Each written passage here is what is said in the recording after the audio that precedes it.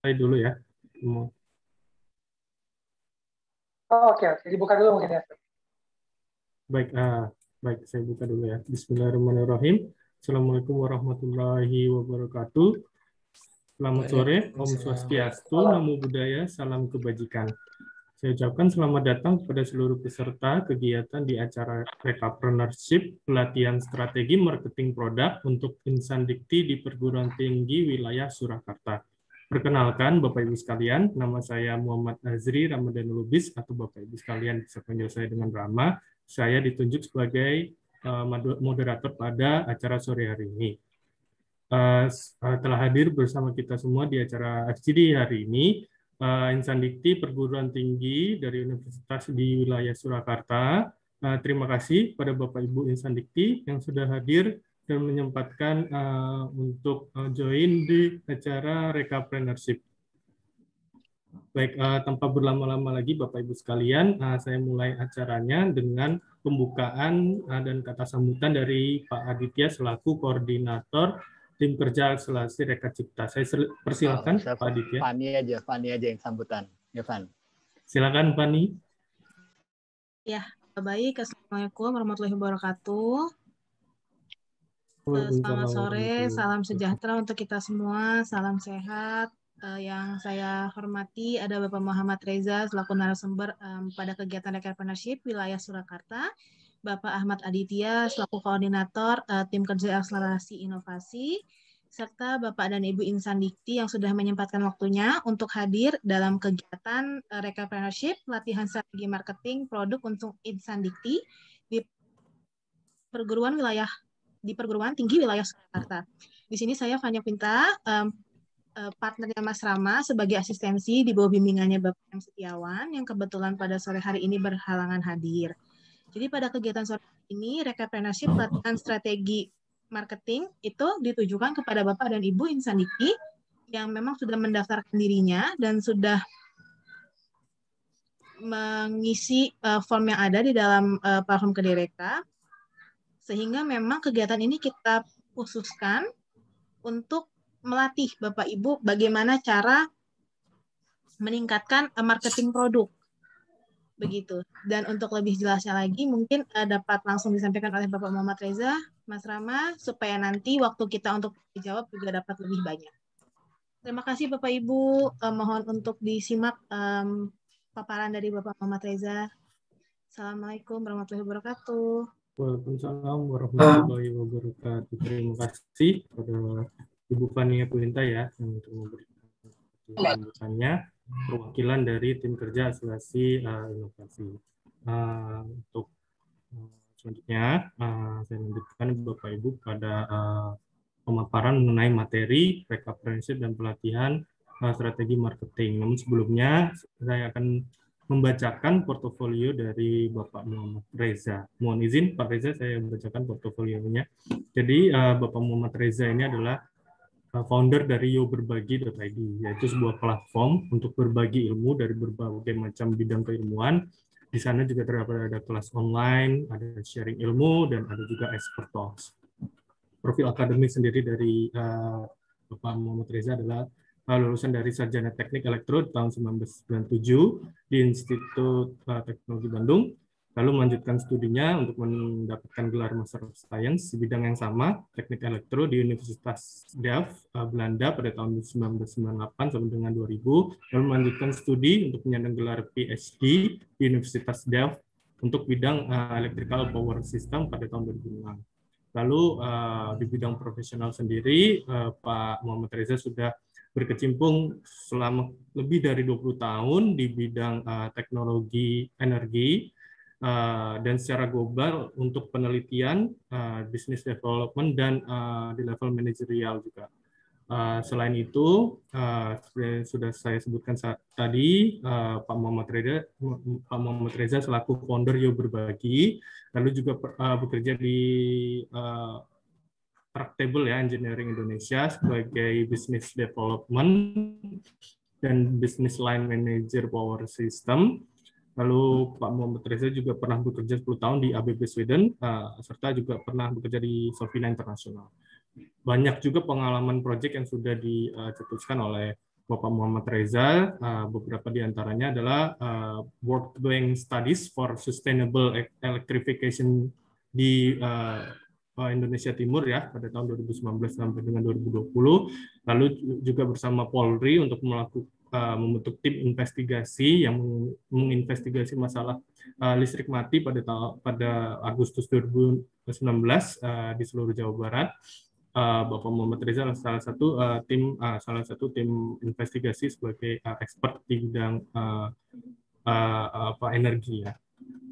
Tanpa berlama-lama lagi, Pak Muhammad Reza, saya persilahkan sharing materi dan pengalamannya mengenai strategi marketing produk. Saya persilahkan Pak Muhammad Reza. Ya, baik. Terima kasih Mas Azri, terima kasih Mbak Fania dan Mas Adit sudah mengundang saya untuk sharing di Kedai Reka. Jadi saya akan sharing screen ya. Ya, jadi mungkin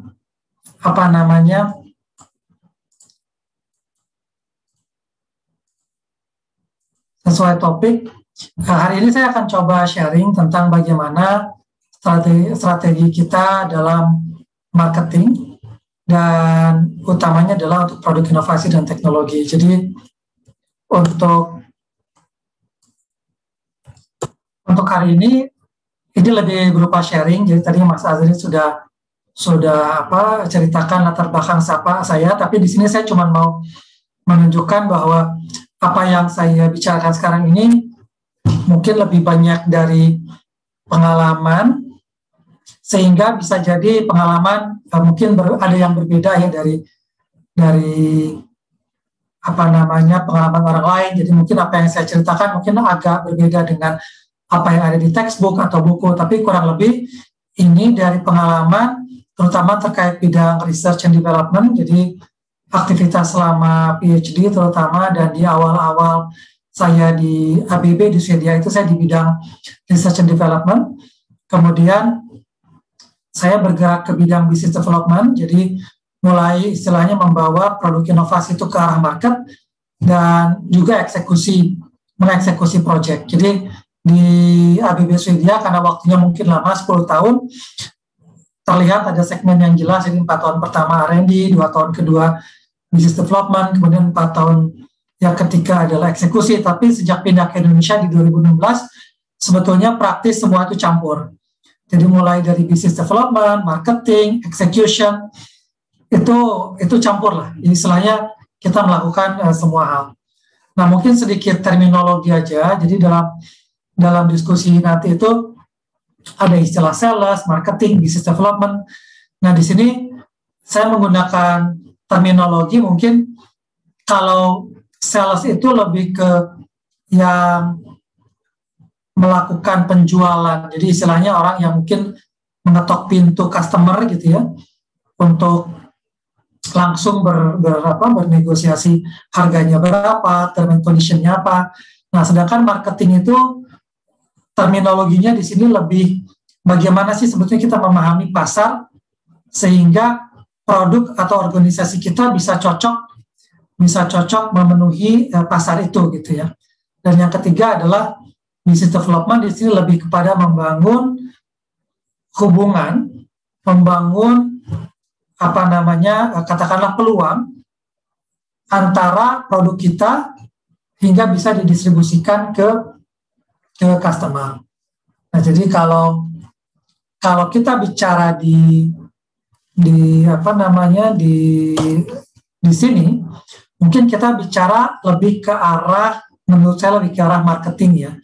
Jadi bagaimana kita sebagai inovator, sebagai inventor bidang teknologi bisa menjual teknologi itu agar dipahami oleh orang yang tidak mesti berlatar belakang sama dengan teknologi kita. Nah, jadi hari ini sesudah permintaan, saya akan mencoba mencerita sebetulnya ketika kita presentasi proposal, itu kan kita melakukan marketing, sebetulnya kita melakukan menjual ide kita bidang teknologi. Apa sih yang perlu di-highlight? Kemudian hal-hal apa yang perlu disiapkan, dan terakhir tips dan trik serta strategi. Jadi bentuknya sendiri mungkin ada pengantar teori, tapi saya mungkin lebih senang kalau kita bisa berdiskusi, karena pertama bisa jadi apa yang saya ceritakan tidak persis sama dengan apa yang dihadapi oleh teman-teman, sehingga mungkin kita bisa saling bertukar pikiran. Jadi ini saya bukan mengajari, tapi sebetulnya lebih ke diskusi ya, bagaimana sih sebetulnya kita bisa menjual ide dari penemuan atau inovasi kita ke korporasi atau ke perusahaan. Nah, biasanya banyak hal-hal yang menjadi tantangan ketika kita mau menjual inovasi kita ke korporasi. Tetapi yang pertama mungkin perlu kita pahami adalah bahwa sebetulnya untuk korporasi yang berbasis teknologi, inovasi itu menjadi bagian yang tidak terpisahkan. Jadi kalau kita lihat di sini,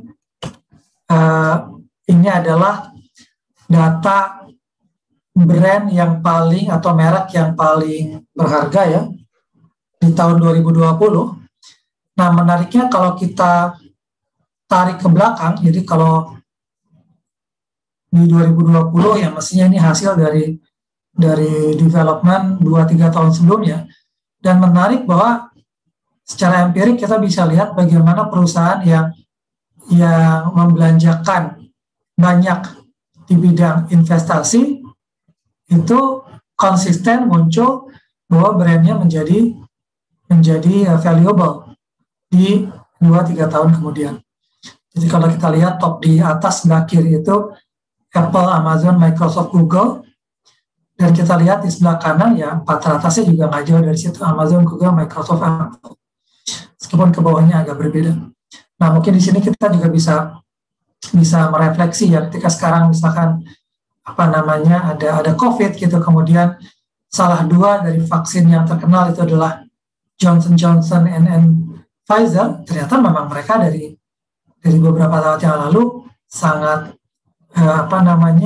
sangat memprioritaskan investasi di bidang penelitian, sehingga tentu tidak mengagetkan ketika mereka kemudian bisa cepat beradaptasi dan memberikan solusi ketika ada kejadian-kejadian yang dinamis seperti COVID sekarang ini. Nah, salah satu contoh perusahaan yang sangat berhasil karena dia juga rutin berinovasi itu adalah Apple, misalkan dari tahun 98 sampai 2018. Kalau teman-teman meng-Google atau bahkan mungkin mengikuti gitu ya, kalau yang sudah seumur saya, dari sejak awal komputer Macintosh gitu ya, kemudian bagaimana sekarang iPhone X, terlihat sekali bagaimana mereka rutin berinovasi dan selalu unggul di pemasaran. Jadi inovasi dan korporasi itu sebetulnya adalah suatu hal yang tidak terpisahkan, terutama untuk korporasi yang berbasis teknologi. Nah, kenapa itu terjadi? Karena sebetulnya dalam inovasi teknologi itu ada yang dinamakan dengan kurva S. Mungkin teman-teman juga sudah sering dengar ya, bagaimana sesuatu itu dimulai sebagai sebuah startup, kemudian dia ada fase growth, ada fase maturity, dan eventually pasti akan retired, pasti akan obsolete. Dan sebuah korporasi ketika dia ingin tetap bertahan, dia harus membuat kurva S selanjutnya. Nah, bagaimana korporasi bisa melakukan ini adalah dengan melakukan inovasi, di mana secara gradual mereka berusaha memperbaiki produknya atau teknologinya sedikit lebih baik, atau bisa juga dalam bentuk disruption, di mana perbaikan ini membuat hal yang lama terlihat menjadi kuno.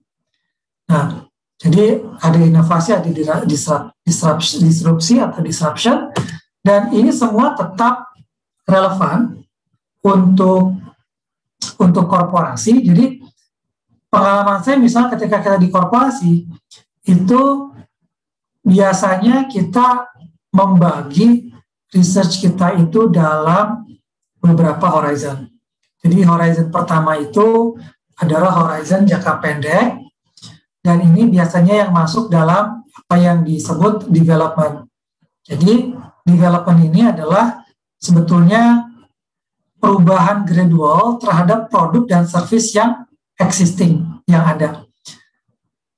Kelebihannya di development tentu saja karena kita melakukan improvement terhadap produk yang sudah ada atau service yang sudah ada, kita bisa berharap hasilnya itu akan cepat. Jadi misalkan kita punya produk, katakanlah produk mobil misalkan. Nah, development ini misalnya mobilnya kaca spionnya kita ganti yang elektrik. Nah, itu adalah perubahan yang improvement yang mungkin gradual. Tapi kelebihannya kita tahu pasti bahwa kemungkinan berhasilnya juga tinggi karena kita hanya mengganti beberapa unsur di produk kita, sehingga hampir dalam tanda kutip pasti berhasil dan pasti ada hasil dalam waktu dekat, jadi 0 sampai 2 tahun. Dan ini biasanya tujuannya lebih untuk mempertahankan posisi dari produk atau service kita di pasar yang sudah ada di existing market. Nah, itu yang disebut development. Nah, yang kedua ada yang namanya research. Jadi research ini lebih ke medium term. Kalau medium term itu di industri kita bicara misalnya 2-5 tahun ke depan. Nah, di sini kita bicara lebih ke sesuatu yang inovatif. Jadi tidak cuma renovation, tidak cuma merenovasi apa yang ada, tapi kita melakukan sesuatu yang inovasi, yang perubahan dari yang ada, tetapi masih di area bisnis yang sekarang, yang existing. Nah, yang ketiga, itu ketika kita mau mengincar disruptive innovation, di sini yang diincar adalah teknologi breakthrough. Jadi, teknologi breakthrough ini, kita bisa saja melakukan research di luar area kita, area bisnis kita, dan kita berharap ini bisa membuka model bisnis baru, bisa merusak, mengganggu market yang sudah ada. Nah, sekarang pertanyaannya, kenapa kita melakukan 3 macam research ini? Tadi kalau yang development jelas, kita ingin gradual improvement, meminimalisir resiko gitu ya. Kita tahu bahwa ini pasti berhasil, lebih dalam waktu dekat ada hasilnya, dan resiko resource tidak banyak. Sementara tentu saja yang disruptif di sini, ini biasanya kita membutuhkan effort yang besar, karena kita mau bikin teknologi breakthrough yang baru gitu ya, bahkan kadang-kadang di luar area bisnis kita. Tapi kenapa sih kita mau melakukan out of the box ini? Nah, jawabannya adalah di peluang apa yang kita dapat. Jadi kalau development memang lebih mudah, hasilnya lebih cepat, tetapi biasanya hasilnya nggak besar. Jadi kalau kita hanya melakukan perubahan sedikit-sedikit terhadap produk yang ada, mungkin ya kita dapat peningkatan sekedar mempertahankan market kita gitu, atau cuma naikin harga produk sedikit. Jadi market pasar yang kita jualan misalnya setahun 100%, paling dengan developer ini tahun depan cuma naik 105%, 110%. Tapi kalau kita melakukan disruptive innovation, itu kita bisa tadinya marketnya 0, tidak ada sama sekali, tiba-tiba kita menguasai sekian besar porsi dari market yang baru gitu ya. Jadi peluang returnnya lebih besar. Nah, penelitian research ini diantaranya. Jadi tidak se-ekstrim disruptive innovation dari sisi resource yang kita harus berikan. Peluang gagalnya tidak sekecil development, ya semuanya diantaranya. Nah, kenapa ini penting? Sebetulnya ini penting untuk kita sebagai inovator atau teman-teman sebagai inovator ketika punya produk penemuan teman-teman ini ada di level mana. Jadi misalnya teman-teman punya penemuan, dicek dulu penemuannya itu ada di level, ketika ditawarkan ke industri, apakah penemuan teman-teman ini ke level development, artinya sedikit memperbaiki produk yang sudah ada di industri, apakah di level disruptif, jadi akan membentuk bisnis model baru buat perusahaan, atau di level research. Jadi inovasinya cukup baru, tapi hasilnya pun akan kelihatan agak lama. Nah, ini sebetulnya kalau menurut saya salah satu cara awal yang saya suka lihat gitu ya, yang perlu diketahui oleh inventor untuk menentukan sebelum mulai diskusi sama industri, dipahami dulu research-nya itu ada di mana. Karena pola pikir perusahaan terhadap research seperti ini akan beda. Kalau kita menawarkan development, perusahaan mungkin akan senang karena dia tahu hasilnya bisa cepat. Tetapi kita mesti buktikan bahwa secara langsung hasilnya bisa terasa. Hasilnya bisa terasa itu apa? Misalnya apakah harganya jadi lebih murah?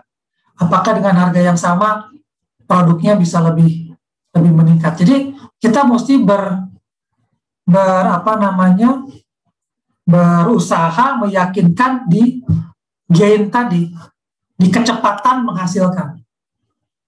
Nah, ketika kita bicara yang ekstrim ya, disruptive innovation, di sini yang dijual sebetulnya adalah janji bahwa kita bisa mendisruptif market yang ada.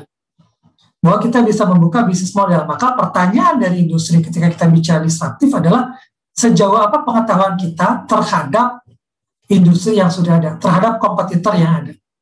Jadi di situ pertanyaannya akan lebih ke kompetitif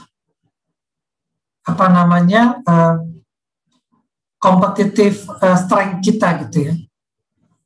Baru research itu ada di tengah-tengah. Jadi kalau research biasanya lebih ke arah sekredibel apa si peneliti itu mengetahui area dari bisnis perusahaan yang akan diincar. Nah, jadi ini adalah kita langsung memfilter sebelum kita diskusi sama korporasi, inovasi kita tuh ada di level apa.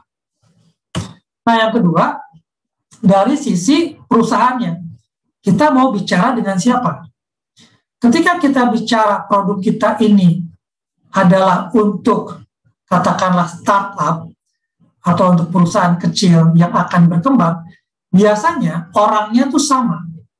Jadi kita akan diskusi dengan satu orang yang dia juga adalah R&D responsible-nya, dia juga manajernya, dia juga pemegang sahamnya. Di sini ada sedikit kelebihan bahwa ketika orang yang memahami produk kita, istilahnya kita all in one. Kita dapat penjelasan satu ke semua orang-orang yang terlibat dalam mereview atau memfilter produk kita sebelum bisa diserap oleh perusahaan ini. Sebaliknya, ketika kita bicara korporasi yang sebelah kanan, mereka ada silo-silo, jadi ada bagian-bagian gitu ya yang terpisah-pisah, sehingga kita perlu bicara dengan mungkin pihak yang berbeda-beda, yang kepentingannya pun berlainan. Ketika kita bicara dengan pihak R&D innovation dari korporasi, maka mindset mereka adalah memastikan bahwa produk inovasi kita itu betulan, jalan, dan bukan hoax. Sementara ketika kita bicara dengan level manager yang bisa jadi orang lain, biasanya fokusnya adalah sebagaimana inovasi baru itu bisa diakuisisi, ditangkap oleh perusahaan itu. Jadi bagaimana dia nanti proses mengintegrasikan dengan produk yang sudah ada. Bagaimana proses memasukkan ke dalam channel penjualannya dan lain sebagainya. Sementara shareholder, ketertarikannya adalah produk inovasi yang kita tawarkan ini bisa sebesar apa volumenya dan bisa memberikan keuntungan sebesar apa. Jadi profitnya dengan volumenya. Nah, jadi kita minimal mesti menjelaskan bisa jadi ketiga lapis. Sementara di technopreneur startup kita mungkin cukup menjelaskan dengan satu orang. Tapi kenapa kita perlu memilih? Ada plus minusnya. Technopreneur atau startup, begitu mereka setuju, proses eksekusi bisa lebih cepat. Tetapi biasanya nanti karena keterbatasan dari resource yang dimiliki startup, tidak langsung besar atau tidak langsung masif gitu skalanya. Sementara korporasi sebaliknya meyakinkannya lama, tapi ketika mereka yakin dan mereka bisa investasi dengan resource yang lebih besar, maka produk kita pun akan mendapat dorongan yang sangat besar. Nah, ini dari sisi korporasinya. Nah, terakhir yang mesti kita pahami adalah juga pandangan korporasi, terutama korporasi besar, terhadap ide-ide, terhadap inovasi-inovasi yang ada. Jadi korporasi besar ketika dia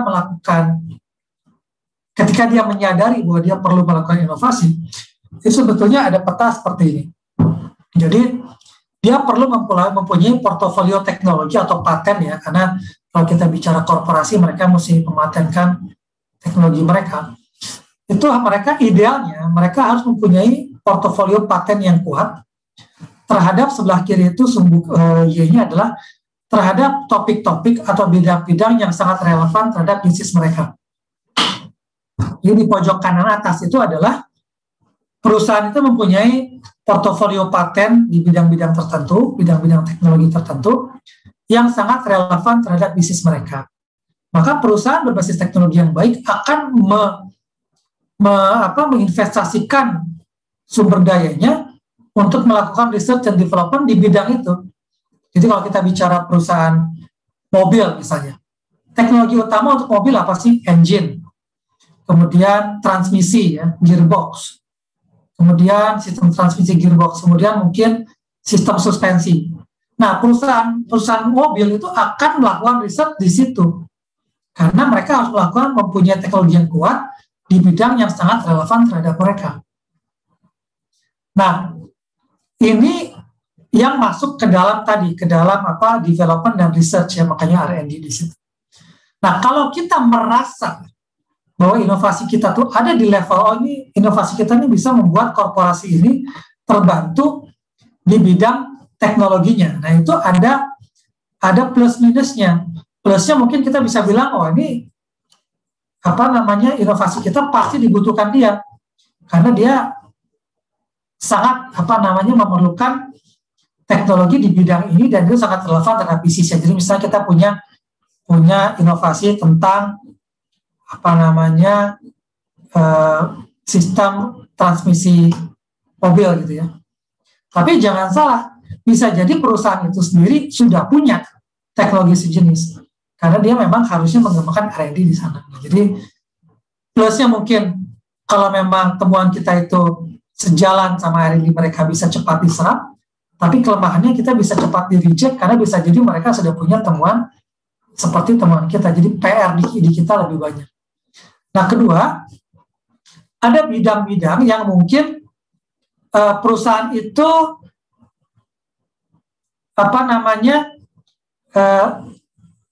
relevan dengan bisnisnya, tapi dia teknologinya lemah karena mungkin dia tidak punya sejarah panjang terhadap teknologi tersebut. Misalnya sekarang dengan masuknya teknologi industri 4.0 ya, itu banyak penemuan baru misalkan dari bidang komputer yang masuk ke bidang industri mekanik atau elektrik. Nah, sementara perusahaan-perusahaan misalnya industri mekanik elektrik tidak punya cukup portofolio teknologi di bidang misalnya artificial intelligence, kecerdasan buatan, atau bidang-bidang big data, komputer yang dulu memang tidak sangat berhubungan dengan teknologi industri. Nah, di sini sebetulnya mereka itu akan mempunyai salah satu tekniknya adalah akuisisi. Mereka akan mengakuisisi, akan membeli inovasi yang ada di luaran yang bisa memperkuat relevansi bisnis mereka. Nah, di sini sebenarnya peluang untuk kita sebagai inventor. Jadi kalau kita punya inovasi yang sangat relevan terhadap bisnis satu korporasi, tetapi kita tahu bahwa korporasi itu tidak punya rekam jejak yang kuat di teknologi itu, ini harusnya peluang perusahaan itu mau mengakuisisi ide ini. Akuisisi ini dalam tanda kutip ya, bisa membeli, bisa kemudian berinvestasi, jadi macam-macam bentuknya. Nah, ini sebetulnya menurut saya adalah titik spot yang paling kuat ketika kita mau bicara dengan industri. Adalah kita memiliki teknologi yang relevan dengan industri itu, tapi tidak ada di portofolio klasik dari industri yang bersangkutan. Nah, yang ketiga adalah region ekspansi. Jadi region ekspansi ini adalah teknologinya itu sangat kuat, sangat terbukti baik, bagus gitu ya, sangat punya daya saing. Tapi kita belum menemukan perusahaan yang relevan teknologinya ini terhadap teknologi inovasi yang kita temukan. Nah, di sini kita mesti mencari perusahaan-perusahaan yang mempunyai ambisi untuk melakukan ekspansi di luar ini mungkin mengkonklusikan lagi ya, kurang lebih kalau tadi pertama ketika kita menawarkan ide itu kita berangkat dari di stage mana kita punya ide, apakah di development, di research, atau di bidang disruption. Yang kedua, jenis perusahaannya, apakah dia di startup atau korporasi. Nah, yang ketiga adalah di stage mana korporasi itu melihat portofolio, di mana posisi temuan kita, inovasi kita terhadap portofolio teknologi yang dimiliki perusahaan. Nah, sebetulnya ini yang perlu dipahami sebelum ke langkah selanjutnya adalah bagaimana kita menerangkan produk inovasi teknologi. Nah, ini mungkin lebih straightforward. Saya waktunya masih 20 menitan, jadi ini sebetulnya mudah dipahami ya. Jadi tentu saja ketika kita bicara tentang produk kita, yang kita perlukan adalah menjawab pertanyaan-pertanyaan apa, bagaimana, mengapa terhadap produk kita. Nah, mungkin yang saya ingin sharing di sini adalah ketika kita menerangkan tentang produk kita kepada jadi ini kan mungkin teman-teman pernah dengar lah ya 5W1H ya. Ini bisa dipakai di mana-mana, dari mulai bikin berita, penulisan segala macam. Nah, ini universal. Cuman yang poinnya di sini adalah ketika kita masih pada tahap awal menggunakan produk, yang kita mesti pahami adalah produk kita apa, yang pakai siapa, mengapa orang itu mau pakai, bagaimana cara pakainya, kapan mereka pakai, dan di mana. Jadi mungkin nggak sepertinya awal. Nah, jadi ini yang mesti kita pahami. Kita mesti jelas dulu produknya apa, siapa yang mau pakai, kenapa dia mau pakai. Nah, kadang-kadang di beberapa presentasi gitu ya, atau saya juga sebagai inovasi, kita kita tuh udah terlalu fokus kadang-kadang dengan teknologi. Jadi kita kadang-kadang suka loncat, langsung tiba-tiba kita menunjukkan cara pakainya, gini loh cara pakainya. Padahal urutannya ketika kita masih menjelaskan produk, yang terpenting adalah siapa dan siapa yang mau pakai dan kenapa dia mau pakai, baru gimana pakainya, kapan dan di mana. Nah, kemudian ini nanti saya lewat aja. Kemudian begitu kita bisa menerangkan tentang produk kita, jadi orang udah paham, oh ya ini produk ini begini, yang makainya tuh orang kaya begini, kenapa dia mau pakainya jelas. Nah, baru kita mesti menjelaskan secara cepat dan singkat kenapa inovasi kita itu unggul dibanding yang lain. Nah, jadi kalau tadi itu masih kita memberikan kayak logical ya, jadi kayak bikin orang tuh, oh ya ini logis nih, ini diperlukan. Nah, yang kedua adalah bagaimana ketahuan bahwa produk kita unggul. Nah, di sini pertanyaannya adalah apa yang kita bicarakan, ya, jadi produk kita itu, dan kenapa produk kita itu lebih baik dibanding yang lain. Jadi why-nya ini lebih ke why dengan menggunakan produk kita how itu we are better than whom, dan kompetitor yang lain. Baru di mana, kapan, dan di mana. Jadi di sini kata kuncinya adalah kita masih tahu apa yang sudah ada di pasar. Nah, ini yang sering menjadi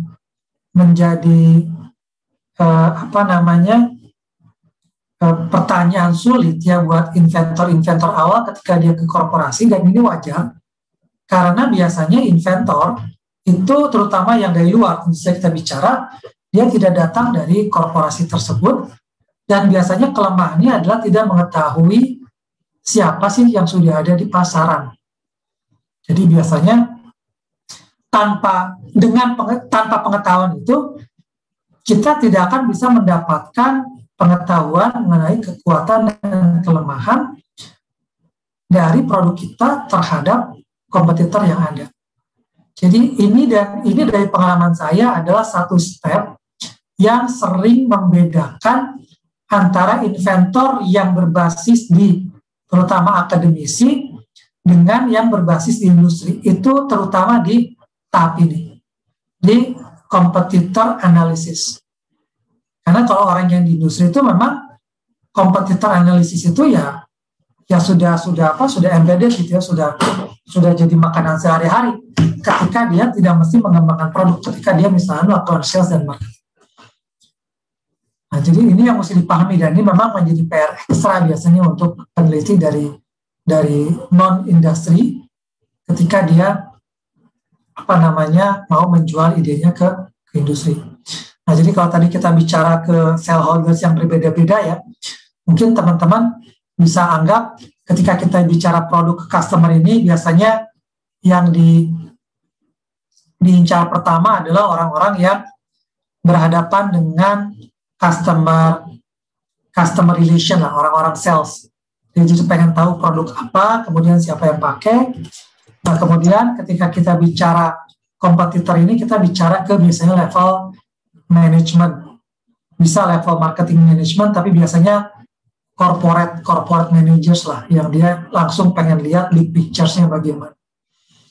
Nah, kemudian tahap selanjutnya, ketika terutama kita bicara dengan shareholders atau pemilik uang, beda lagi mereka melihat dari sisi analisis resiko. Analisis resiko ini, saya maju dulu sebentar. Biasanya waktu ada orang melakukan presentasi terhadap suatu produk baru, yang ada di pikiran perusahaan korporasi, kalau seandainya, jadi sudah lolos dua filter sebelumnya. Jadi filter pertama tentang produk ini yang pakai siapa gitu ya, tentang what-nya itu udah jelas, lolos nih ceritanya. Oke, sanity check-nya, logical check-nya lolos, ini produk bener nih kayaknya nih, ada yang mau pakai.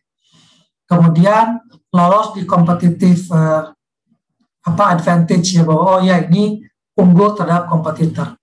Nah, biasanya fokus dari korporasi selanjutnya adalah kayaknya kok it's too good to be true gitu. Karena biasanya kan ketika inovasi ini mempunyai pasar yang jelas, mempunyai keunggulan kompetitif, itu biasanya kita akan menunjukkan keunggulannya. Nah, di situ biasanya ada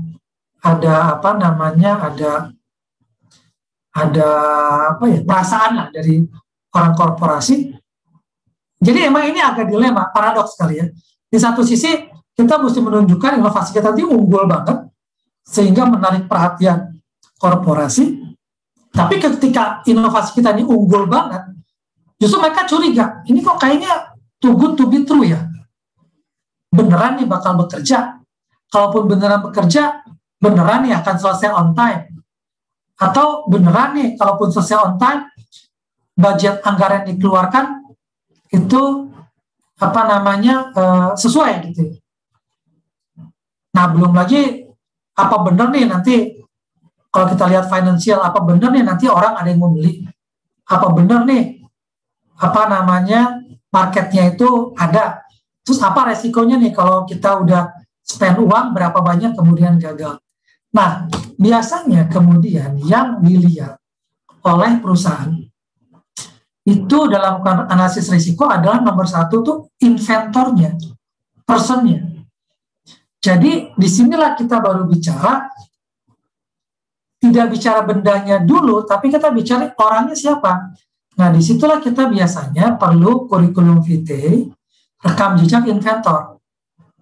Karena kadang-kadang untuk produk yang betul-betul baru, yang namanya juga produk yang betul-betul baru, korporasi sendiri tidak paham dengan produk itu gitu. Jadi akhirnya dia terpaksa rely on CV-nya, kurikulum vitae-nya, dia pendidikannya bagaimana, dia punya pengalaman kerja atau tidak, apakah inovasi yang dia buat ini sesuai dengan latar belakang pendidikannya, latar belakang pengalaman kerjanya, apakah dia paham dengan industrinya.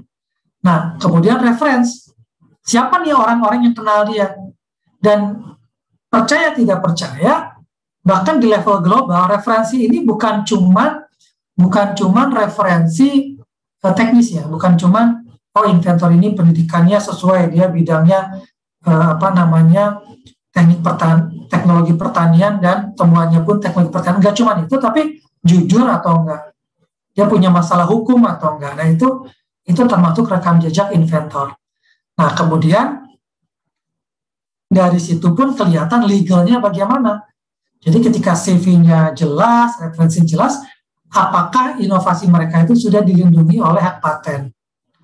Apakah inovasi itu memenuhi semua regulasi yang ada, terutama dari segi lingkungan biasanya kalau zaman sekarang.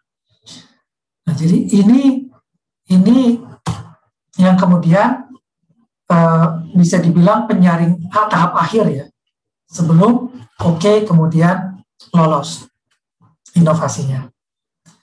Nah, jadi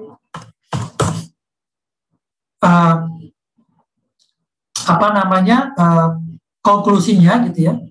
Kenapa sih suatu inovasi itu bisa menjadi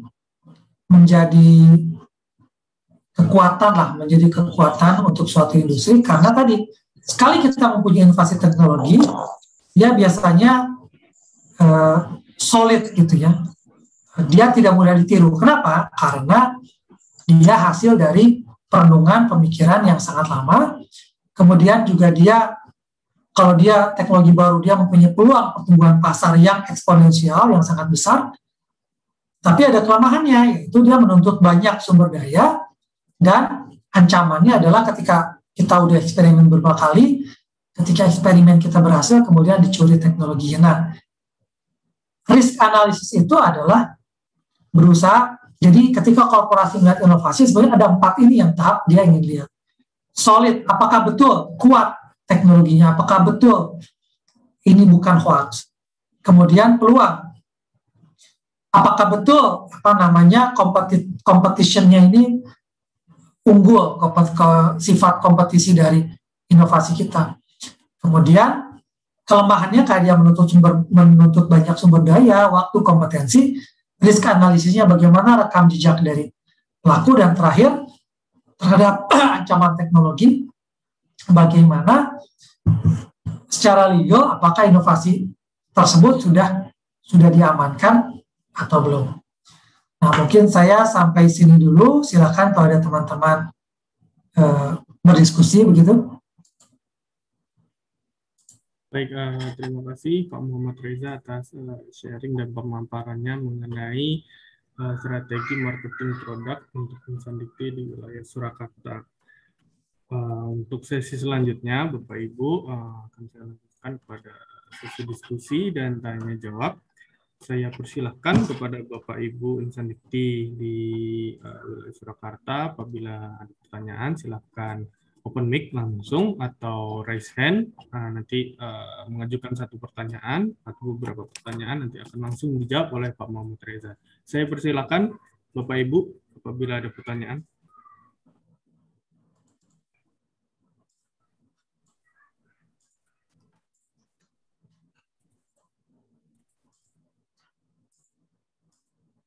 Nah, di sini sudah ada dari Universitas 11 Maret ya, lalu dari Surakarta juga ada, dari Tunas pembangunan, dari berbagai universitas, dari Duta Bangsa, dari Universitas Kusuma Husada, Said Surakarta, 11 Maret, Muhammadiyah Surakarta, Budi, Slamet Riyadi, dan lain-lain.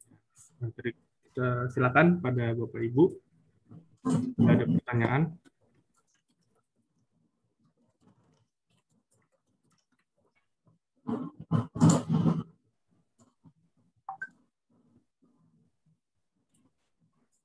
Nah, mungkin bisa boleh saya bertanya Pak Muhammad Reza untuk boleh Mas, silakan. Baik, seperti yang sudah disampaikan Pak Reza, ini ada beberapa hal yang ingin saya tanyakan. Itu bagaimana menyikapi persaingan karena kalau melihat inovasi ini kan ada dari berbagai kampus, ya kan. Bagaimana menyikapi persaingan antara kampus itu sendiri? Bagaimana kita menampilkan bahwa inovasi kita ini lebih bagus daripada kampus lain? Atau ada beberapa strength yang bisa kita highlight dibanding dengan kampus lain, begitu? Ya, jadi tentu saja kalau ya kebetulan saya pernah di pihak inventornya pernah gitu ya, di pihak reviewernya juga pernah. Jadi kalau sebagai, mungkin saya sekarang dari sisi reviewer, sebetulnya ketika kita melihat suatu proposal inovasi, kalau ini kita bicara konteksnya di sini industri ya, jadi proposal ke industri gitu, bukan ke misalnya lembaga pendanaan pemerintah ya, jadi levelnya ke industri. Nah, sebetulnya ketika industri melihat suatu proposal, memang industri itu mempunyai dana yang terbatas dibanding pemerintah. Jadi kalau pemerintah ketika dia punya dana penelitian, ya kita bicara secara umum ya, meskipun orang sering bilang mungkin negara maju tuh lebih banyak dananya daripada negara berkembang, tetapi sebagai pemerintah sebetulnya tetap dana penelitian itu banyak. Dalam arti kata banyak tuh gini, target dananya mungkin kalau misalnya pemerintah mengeluarkan dana bantuan research ya sejumlah tertentu, tidak mesti langsung menghasilkan dalam sekian waktu balik modal kasarnya. Atau sebaliknya kalau pemerintah melakukan research, kemudian research-nya pun tidak langsung menghasilkan di suatu bidang, mereka bisa tampung dulu, nanti bisa disalurkan ke industri yang membutuhkan. Nah, industri itu tidak punya luxury seperti itu. Jadi ketika industri melihat hasil riset, yang paling dilihat adalah apakah proposal ini menjawab masalah industri itu. Jadi masalahnya apa gitu. Nah, itu satu. Nah, ketika proposal itu banyak, kemudian ada beberapa yang idenya sama, mana yang unggul, biasanya dilihat dari tadi filter yang kedua. Sebagaimana pengetahuan dia terhadap kompetitor. Nah, kompetitor ini bisa kompetitor dari produk-produk yang sudah di pasaran, bisa juga dari research di kampus lain. Jadi yang lebih tahu tentang kompetitor itu biasanya nilai tambah. Nah, kalau sekarang sama-sama tahu tentang kompetitor, baru yang ketiga adalah reputasi, rekam jejak. Nah, rekam jejak ini biasanya yang paling mudah adalah, ya ini bisa subjektif, tapi yang paling mudah sebetulnya apakah dia punya pengalaman yang sama. Jadi apakah riset ini tuh riset baru muncul, atau kampus ini udah melakukan riset ini tuh 2-3 tahun sebelumnya. Nah, kalau sudah pernah melakukan, hasilnya yang dulu apa? Nah, makanya di sini saya mungkin sedikit belajar dari pengalaman ya. Di sini juga ada sedikit kontradiksi ya. Jadi kadang-kadang kita nih karena saya juga dosen gitu ya, sebagai dosen ini kadang-kadang kalau kita memberikan topik penelitian yang mirip-mirip, itu kadang-kadang suka di-discourage. Suka, wah ini novelty-nya rendah nih. Jadi kalau kita misalnya punya bimbingan mahasiswa bikin skripsi, mahasiswa 1, mahasiswa 2, 3, 4 ya, kita ubah topik skripsinya itu sedikit-sedikit saja gitu. Nah itu kadang-kadang ada discouragement, ada kurang dukungan karena wah ini novelty-nya kurang. Padahal di sisi lain, dengan begitu kita bisa punya rekam jejak nih. bahwa riset kita tuh konsisten di satu bidang, sehingga sebetulnya itu nilai tambah ya. Ya itulah apa namanya kontradiksinya. Tapi jadi kalau saya sih sebagai yang pernah di industri, sebetulnya itu nilai tambah ketika kita mempunyai mempunyai satu bidang penelitian yang konsisten dan perubahannya sedikit-sedikit, sebetulnya itu justru membuat lebih yakin industri bahwa orang ini, peneliti ini tahu apa yang dilakukan dan dia tidak gampang loncat kiri kanan, tapi dia betul-betul tekun dan mendapatkan hasil yang signifikan biasanya. Gitu Mas Azri. Terima kasih, Reza. Mungkin satu lagi terkait soal menyampaikan terkait hasil inovasi dan invensi bukan. Mohon maaf ini saya agak noise. Iya, ada musik nih. Iya. Lagi di diskotek nih, Mas Azri. Ada acara Pak di biasa ibu-ibu. Iya. Jadi untuk tadi disinggung mengenai paten ya. Kalau paten seberapa pentingkah paten di mata perusahaan atau industri? Apakah sepenting itu atau memang sebenarnya malah agak menghambat kerjasama dari inovator sama perusahaan? Ya, pertanyaan bagus nih Mas Azri. Jadi soal paten ini itu tergantung dari kita akan sebagai apa gitu ya. Tapi kalau saya sih meyakini paten itu penting banget. Karena ada dua hal. Pertama, ketika kita sudah dipatenkan, itu memberikan keamanan kepada korporasi bahwa ide ini sudah diamankan sehingga nanti tidak ada yang mencontek. Sehingga ketika kita menawarkan kerjasama, perusahaan itu tahu bahwa ini tidak bisa dicontek, dan itu memberikan keamanan. Yang kedua adalah memberikan keamanan ke pihak inventor bahwa inventor tidak bisa ditinggal. Karena ya kita kan tinggal hidup kan di dunia nyata ya. Artinya bisa saja korporasi, misalnya teman-teman inventor ini datang membawakan temuan, terutama kalau teman-teman ingat tadi di bubble akuisisi R&D dengan ekspansi ya. Kita bawa ngasih ide, ternyata ide kita tuh mirip sama ide yang sudah dijalankan oleh perusahaan dan belum dipatenkan. Jadi perusahaan, ya udah, ngapain saya kerja sama kamu? Saya juga udah melakukan ini kok. Tinggal ditambah ide kamu sedikit, saya yang dapat produknya. Jadi saran saya sih paten itu ya, sebetulnya kalau saya tidak akan mengajukan proposal kerjasama kecuali temuan itu sudah dipatenkan. Baik, jadi posisinya lebih tinggi ketika penawarannya lebih besar ketika sudah ada paten begitu ya Pak ya? Ya, ini kalau kita bicara ke korporasi ya. Tapi kalau kita bicara ke pemerintah, nggak begitu. Jadi kalau riset yang dibayar pemerintah, tentu saja kita tahu bahwa pemerintah bukan pihak yang praktis mempatenkan temuan. Justru sebaliknya pemerintah akan mengencourage peneliti untuk mempatenkan gitu ya.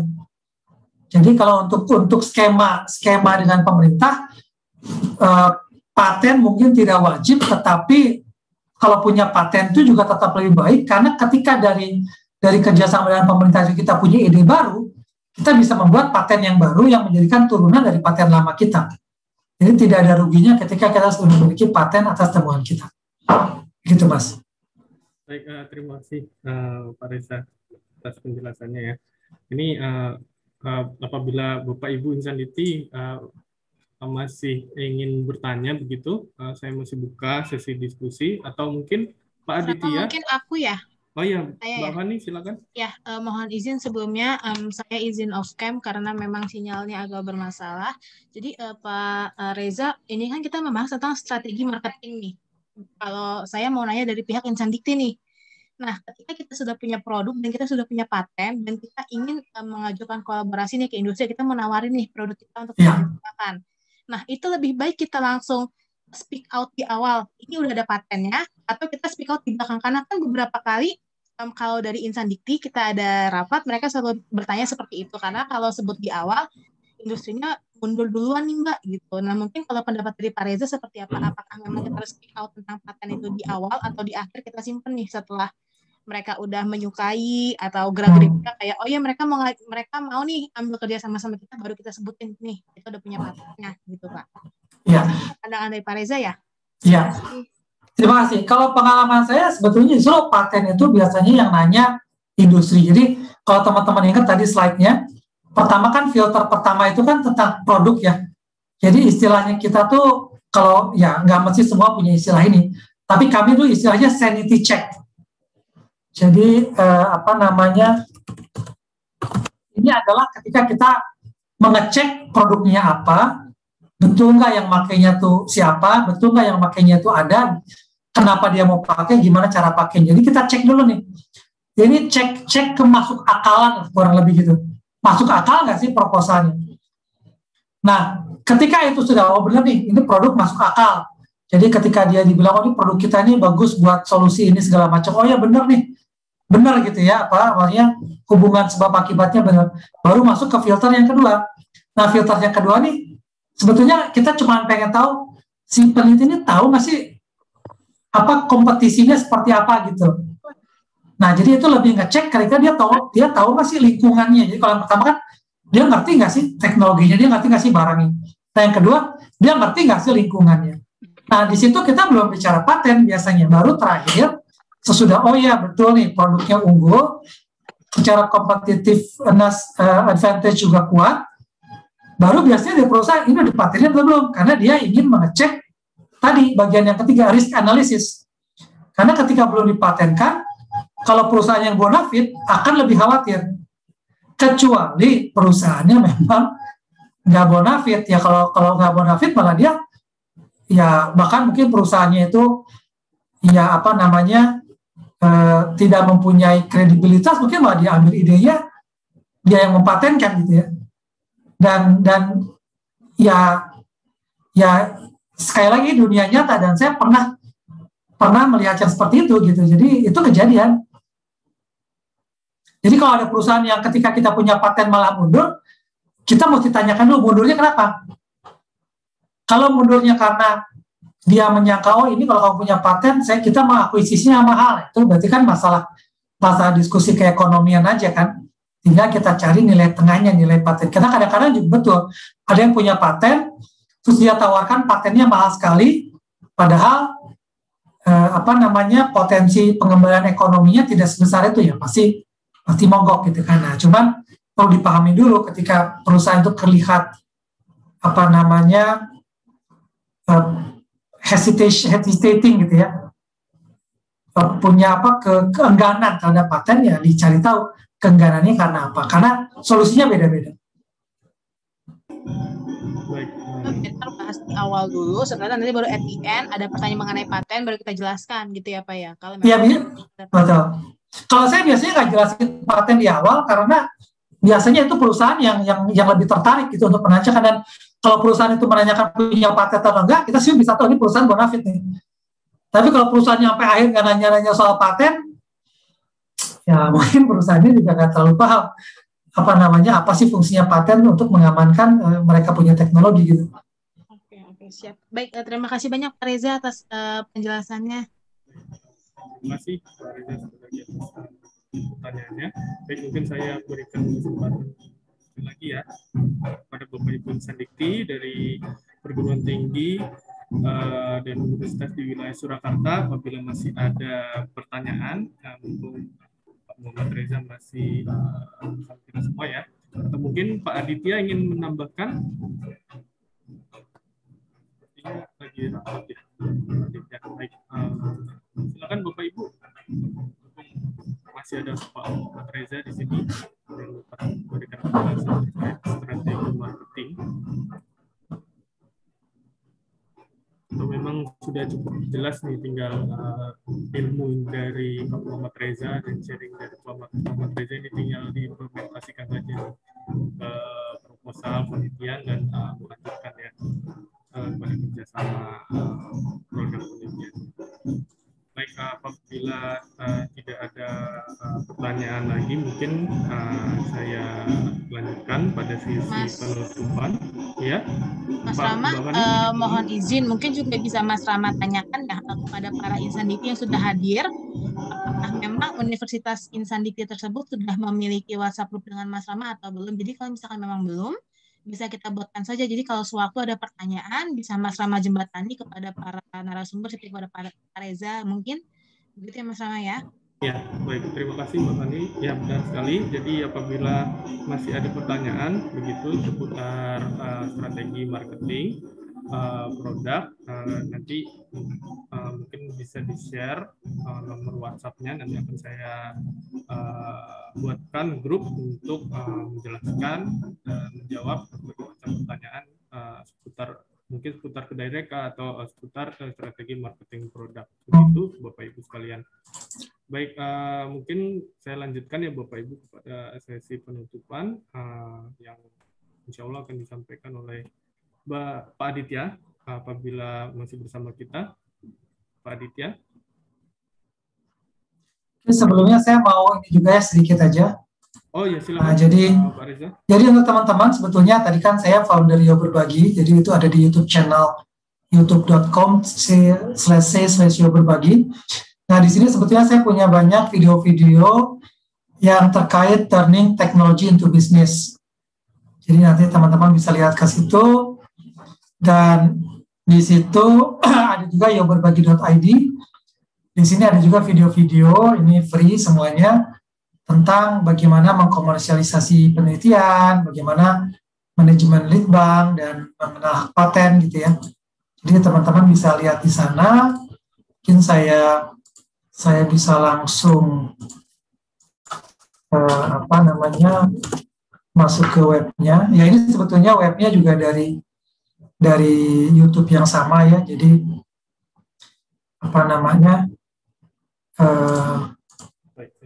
dulu. Jadi ini sebetulnya ada kuliah macam-macam, tapi yang relevan dengan sekarang ini mungkin di level kuliah online di manajemen industri. Nah, di sini ada banyak bagaimana yaitu tadi komersial pendidikan, manajemen penelitian dan pengembangan gitu ya. Jadi kalau dilihat ini videonya ada banyak. Jadi ada link and match, capstone integrated design, proposal tugas akhir, bagaimana dari proposal tugas akhir itu bisa menjadi ide buat ke industri. Atau misalnya manajemen lead bank juga banyak.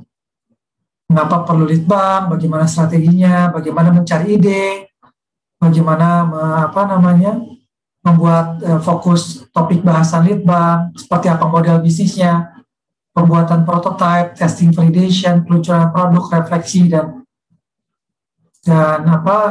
manajemen lead bank. Kemudian juga termasuk bagaimana kita mempublikasikan hasil penelitian kita, bagaimana mempublikasikan, membuat pertanyaan penelitian, hipotesis, metodenya, presentasinya, dan mengirim revisi hasil publikasi. Jadi mungkin saya juga tambahkan di sini ya, selain paten, yang juga bisa menjadi nilai jual itu ya publikasi terkait produk kita. Karena kalau kita sudah mempublikasikan itu biasanya menandakan ada reviewer yang sudah membaca dan menguji kita punya ide. Nah, jadi teman-teman bisa lihat ke sini. Ini mesti register tapi free kok, nggak mesti apa-apa. Dan baik Pak Muhammad Reza, mungkin sekalian memberikan closing statement dan kesimpulan dari acara pada sore hari ini. Saya silakan Pak Muhammad Reza. Ya, jadi dari saya mungkin memang terus terang ya, kalau kita bicara di Indonesia memang ini adalah ekosistem yang belum terbentuk.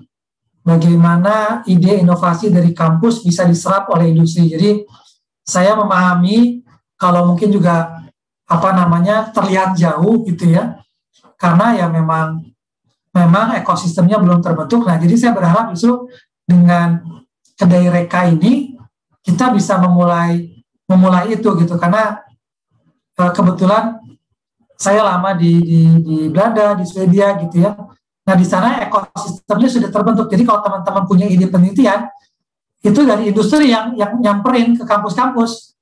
Jadi kalau kayak kasus di Solo ini ya, yang industri akan datang ke kampus-kampus di Solo, ya nggak setiap bulan sekali ya, tapi mungkin setahun sekali untuk atau sekedar bertanya-tanya, mengamati keunggulan penelitian-penelitian apa yang ada di sana, kemudian akan ditangkap. Nah, mudah-mudahan fungsi itu yang saya kira akan diambil oleh Kedareka. Jadi Kedareka jadi mata dan telinga yang menangkap peluang-peluang penelitian teman-teman di akademisi dan kemudian membawakannya ke industri gitu.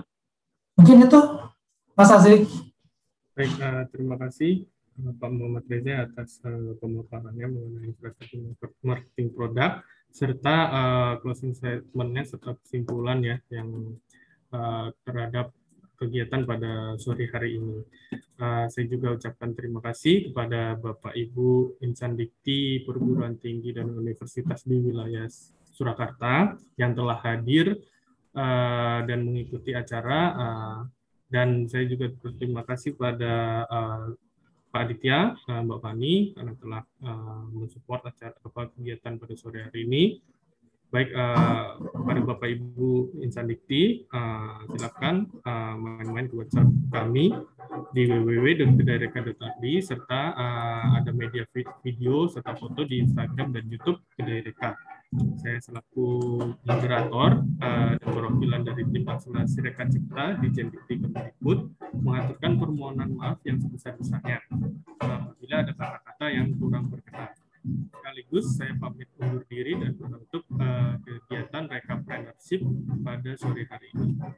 Salam sehat dan selamat menjalani aktivitas. Sampai jumpa di kesempatan berikutnya. Wassalamualaikum warahmatullahi wabarakatuh.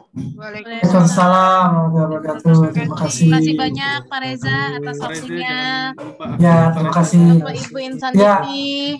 Kalau misalnya Bapak Ibu Insan Dikti memiliki pertanyaan, nanti dapat langsung ditanyakan kepada Mas Rama ya, selaku PIC Insan Dikti di Kedareka.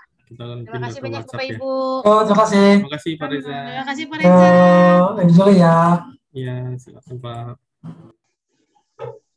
Mohon izin saya end Zoom ya Bapak Ibu sekalian. Selamat sore. Pak Joko Rianto sudah hadir, Pak Ditya. Terima kasih semuanya Bapak Ibu. Terima kasih Pak Rama.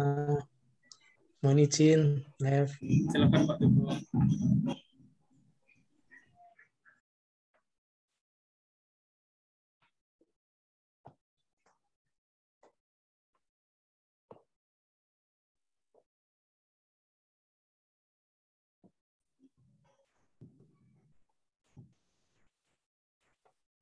Apabila Bapak Ibu sekalian silakan diakses di kolom chat ya Bu, link si kehadiran.